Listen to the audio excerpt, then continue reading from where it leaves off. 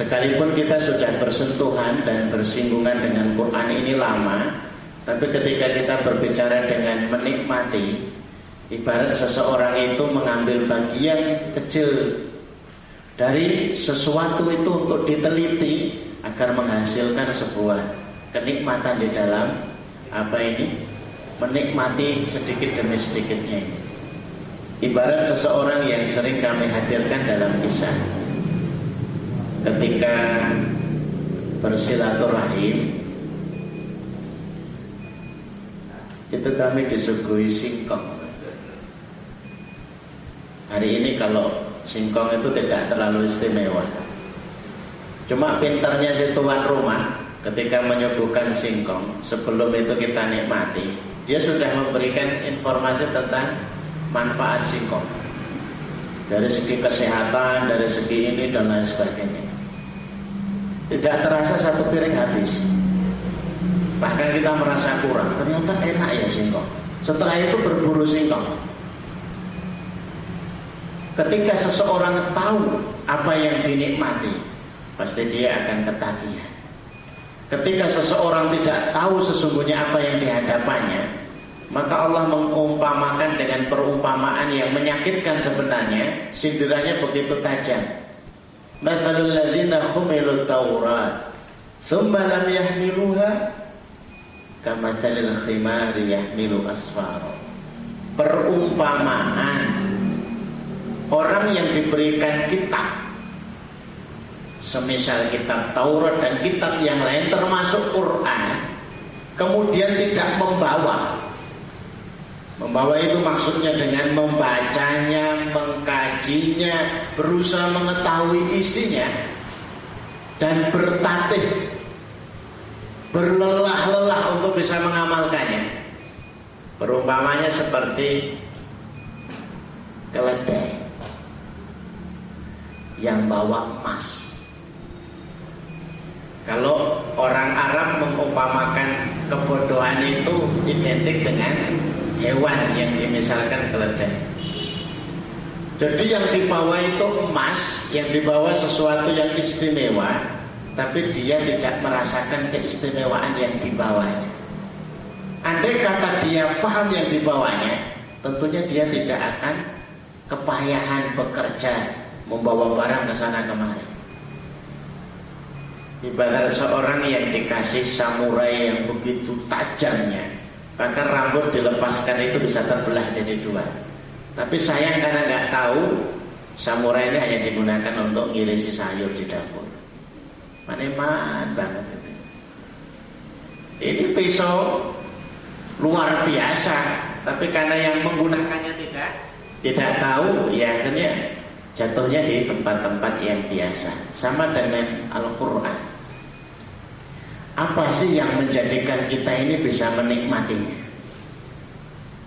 Marilah Bapak Ibu sekalian, saya ajak panjenengan untuk menyimak apa yang ditanyakan oleh Abdullah bin Amru bin As.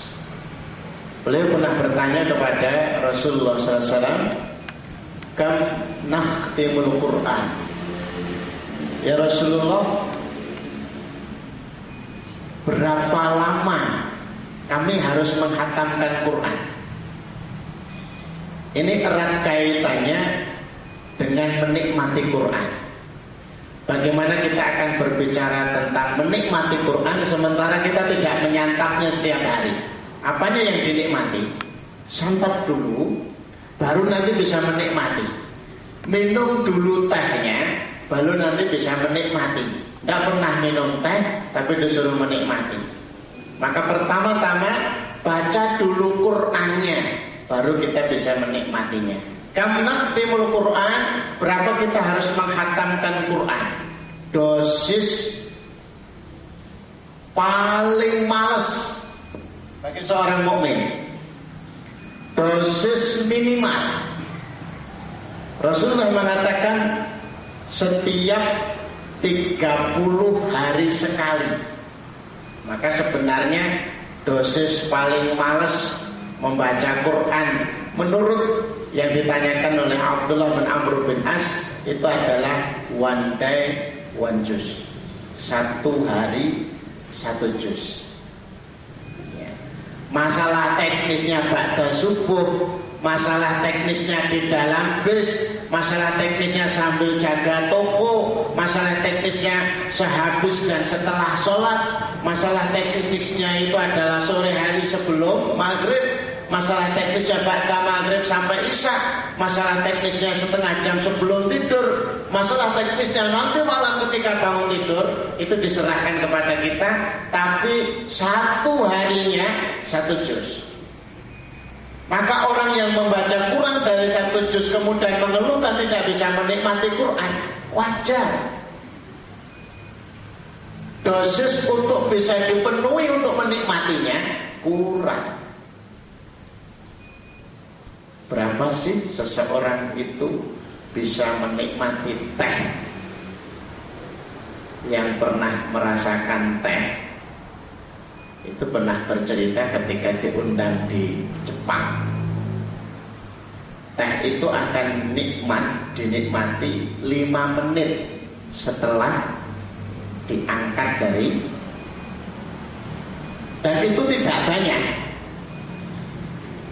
Kemudian dari benar-benar daunnya, sementara yang dinikmati kalau di negeri kita ini bukan daunnya.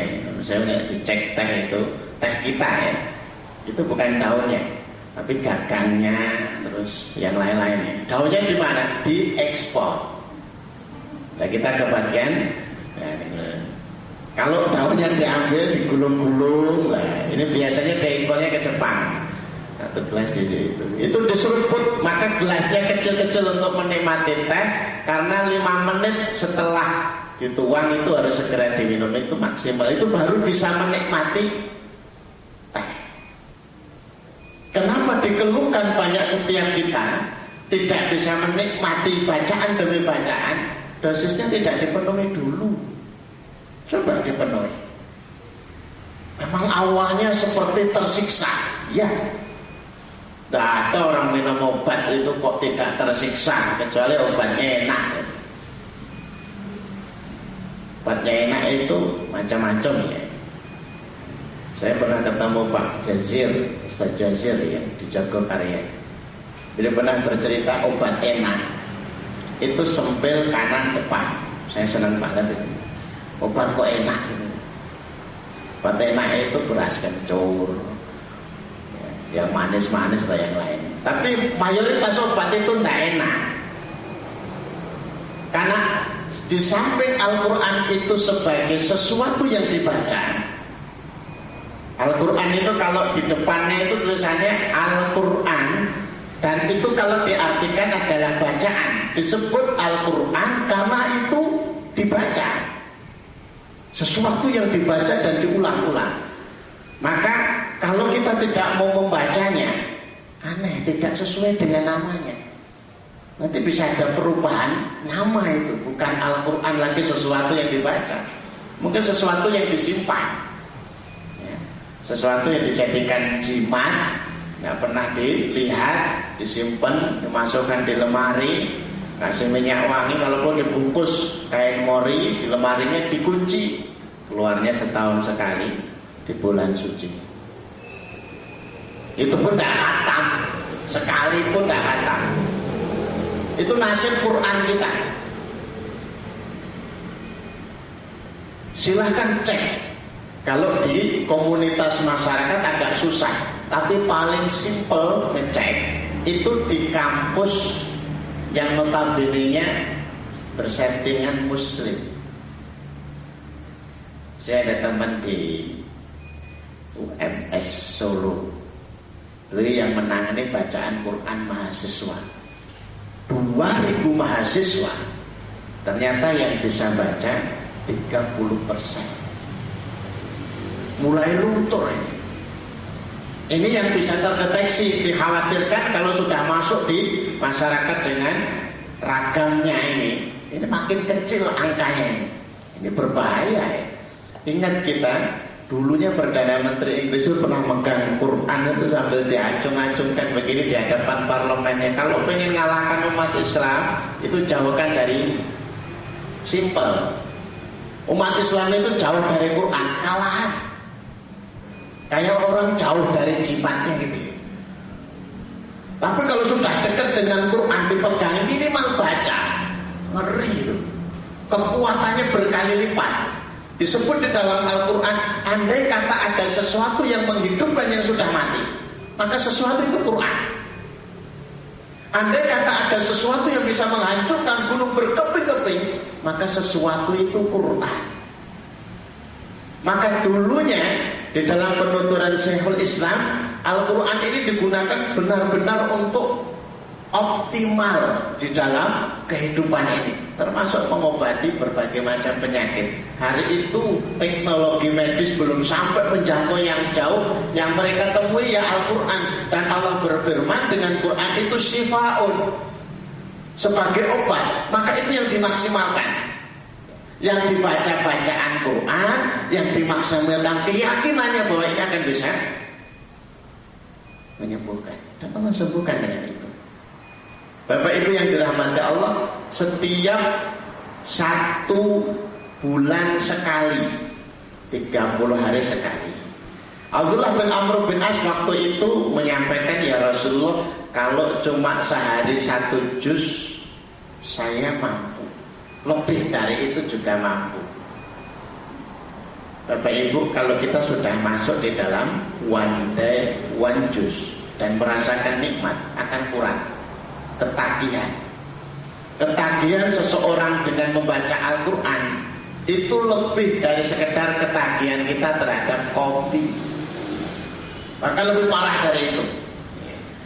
Tapi rata-rata kita belum sampai kepada unsur ketagihan, karena belum menjadikan itu sesuatu yang didisiplinkan dan dibiasakan. Baru berproses melalui tahapan tersiksa itu sudah mundur. Karena betul tersiksa ini. Dulu kami mencoba untuk pagi itu baca 1 hari 1 juz, tapi pada subuh. Kami prakteknya di masjid loh ini sekalian. Saya baca sambil duduk, parah. 5 menit pertama masih sehat, 5 menit kedua sudah mulai agak terjadi perubahan-perubahan. 5 menit ketiga sudah nguapnya lebih banyak daripada bacanya. Ya berat. Setelah itu sudah suaranya ganti, bukan bacaan Quran lagi, tapi sudah bacaan Quran. Ini apa caranya? Berganti-ganti. Bahkan saya coba dengan duduk alam seperti ini biar nggak ngantuk, digerak-gerakkan. Lu tetap malah 14 jungkel, ngantuk. Apa lagi ini? Agak penting kemudian kami bacanya dengan berdiri. Ini agak lumayan, tapi tetap saja ngantuk itu nggak bisa ini. Akhirnya ketemu lagi metode bacanya sambil berjalan. Ini ngantuk oh. Ya saya memang ingin menaklukkan diri sendiri, ngantuk aja. Tapi ini kalau dibaca di masjid banyak yang curiga. Kayak aliran opo. Ini baca Quran kok sambil muter-muter. Jangan-jangan ini sebuah aliran baru, tawaf ala Indonesia gitu. Yang sekarang kami rasakan itu mengurangi rasa kantuk, itu ternyata adalah dengan menghadirkan teman untuk diajak mitra baca Quran. Maka tidak bisa dipisahkan dengan teman. Dulunya ternyata memang demikian. Yang tadarusunal Quran, ya, yang kemudian bahasa itu diserap ke dalam bahasa kita dengan tadarus. Itu makna yang sesungguhnya 1 orang membaca, 1 orang menyimak. Itu kalau 2 orang, 1 orang membaca kemudian disimak yang lain. Kalau itu dipraktekkan tidak akan ngantuk. Hari Jumat datang setengah jam sebelum khutbah, 2 orang bawa Quran, baca surat Kahfi, tapi seayat gantian. Insya Allah sampai selesai nggak ngantuk. 1 ayat ganti ke sini. Ayat 1, ayat 2, 3, 4, 5, 6, 7, 8, 9 terus sampai selesai nggak ngantuk. Karena kalau ngantuk langsung disenggol, macam mengelantur, dijilid gitu. Kecuali kalau dua-duanya sepakat. Ngantuk bareng ya sudah. Saya lagi bareng udah tidur semua, selesai urusan. Mari Bapak Ibu sekalian, agar kita ini bisa membuktikan apa benar sih ini bikin kecanduan. Awali dulu dari satu harinya satu juz. Saya selesaikan dulu hadis ini. Abdullah bin Amr bin As menyampaikan, saya kuat ya Rasulullah kalau cuma satu hari satu juz. Kalau Rasulullah hatamkan sebulan 2 kali, mananya sehari 2 juz. Ya Rasulullah saya kuat. Kalau begitu hatamkan sebulan 3 kali, satu harinya 3 juz. Ya Rasulullah saya masih kuat. Kalau begitu hatamkan sebulan 5 kali. Ya Rasulullah saya masih kuat. Sampai dipentok oleh Rasulullah, hatamkan sebulan 10 kali dan jangan lebih dari itu. Berarti sehari 10 juz itu maksimal di hari biasa. Kalau di bulan Ramadan sudah di luar dari biasanya. Al-Imam Asy-Syafi'i di bulan Ramadan biasa menghatamkan sampai 60 kali. Jadi siang 1 kali hatam, malam 1 kali hatam. Akan muncul banyak pertanyaan yang mulai bayangkan. Kerjane kapan, mangane kapan, tulune kapan, tulane kapan, nyekel HP ini kapan, macam-macam gitu ya. Ini dibayangkan orang rampung gitu ya. Tapi kalau mau dilakukan, keajaiban itu terjadi. Ini toh yang kita tunggu-tunggu. Kita baru bicara bacaan Quran dan keajaibannya belum masuk. Keajaiban itu terjadi. Seorang teman kami itu di Kalimantan, setiap hari dia harus datang ke supermarketnya. Karyawannya sekitar 20-an ya, supermarket. Dan dia keluhkan setiap hari itu selalu bermasalah dengan karyawan-karyawannya, baik dengan penataan SDM-nya ataupun dengan pekerjaan. Maka kami berikan resep untuk dicoba. Jangan keluar rumah kecuali sudah sarapan 1 juz. Bukan jus jambu yang buat sarapan atau jus pepaya, tapi jus Quran. Kalau Bapak Ibu mau mendisiplinkan ini, silakan itu dituliskan bagaimana komentarnya setelah menjalaninya sebulan 2 bulan. Karena waktu kita ini sudah dibatasi, tidak bisa akan lebih banyak lagi, itu tidak bisa sebagaimana umat dahulu. Yang sangat mungkin waktu yang ada itu dibelah dengan barokah. Sehingga dengan keberkahan waktu itu seseorang pada waktu yang sama bisa mengerjakan sesuatu yang banyak. Apakah itu mungkin? Iya. Bukankah sholat 5 waktu kita ini kalau dikerjakan di masjid bagi bapak-bapak sekalian, 1 kali sholat itu senilai dengan 27. Maka kalau bapak sekalian ini tertib disiplin melakukannya itu di masjid selama 1 tahun, itu dipahalai seperti melakukan sholat 5 waktu 27 tahun. Kalau panjenengan istiqomah sampai 40 tahun mengerjakannya, maka sama dengan mengerjakan sholat 5 waktu selama 960 tahun. Tidak usah dihitung pakai kalkulator. Saya kesini sudah ngitung sejak kemarin-kemarin. Tapi kalau pengen ngitung ya monggo, lumayan ada gawean ngitung. Berarti kan 27 kali. Silakan dihitung sendiri. Sehingga andai kata kita harus berkompetisi dengan umat Nabi Nuh, mungkin. Umur boleh lebih pendek, kualitas umur bisa Kalau Bapak Ibu belajar ilmu kimia, kan ada yang punya pekat, ada yang tidak pekat. Jadi kalau 1 tetes saja itu yang pekat itu bisa untuk nyampur sekian. Minyak wangi yang bibit itu yang kualitasnya pekat itu 1 tetes bisa untuk nyampur 1 liter, bisa 2 liter. Ya sama. Waktu yang sedikit